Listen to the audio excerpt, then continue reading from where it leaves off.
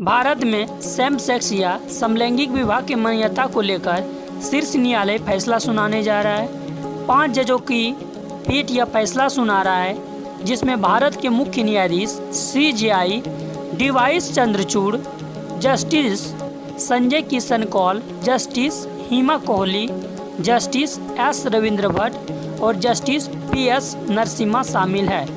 अदालत ने भेदभाव के खिलाफ कानून बनाए जाने की बात कही है। खास बात है कि बेंच ने पहले ही साफ कर दिया है कि यह मामला स्पेशल मैरिज एक्ट 1954 के दायरे में रहेगा। कोर्ट ने 11 मई को अपना आदेश सुरक्षित रख लिया था। साथ ही जस्टिस कौल ने कहा कि यह ऐतिहासिक अन्याय और भेदभाव को सुधारने का एक मौका है। ऐसे में इस तरह के रिश्तों या शादियों को मान्यता दिए जाने की ज़रूरत है।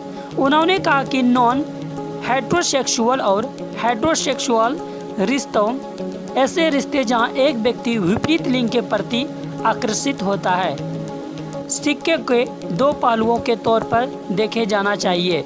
जस्टिस कौल ने कहा कि समलैंगिक विवाह को कानूनी मान्यता देना विवाह समानता की एक और कदम है। उन्होंने कहा कि इस स्वयंसेता को तब तक बनाए रखेंगे जब तक यह किसी को अधिकार को हनन नहीं करता।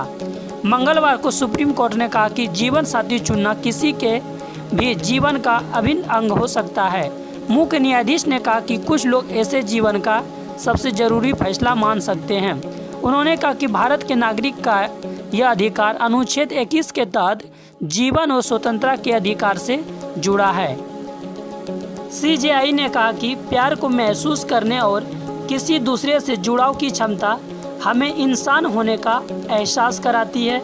हमारे लिए ज़रूरी है कि हमें देखा जाए और किसी को देख सके। हमारी भावनाओं को साझा करने की ज़रूरत हमें वह बनाती है जो हम हैं। उन्होंने कहा कि ये रिश्ते रोमांटिक, रिलेशनशिप, नेटल और फैमिली जैसे कई रूप ले सकती है। उन्होंने बताया कि परिवार का हिस्सा बनाना मानव गुण और खुद के विकास के लिए ज़रूरी है। कोर्ट ने कहा कि ऐसे रिश्तों का पूरा आनंद लेने के लिए ऐसे जुड़ावों को मान्यता देना जरूरी है और यहाँ बुनियादी वस्तुओं और सेवाओं से इनकार नहीं किया जा सकता है।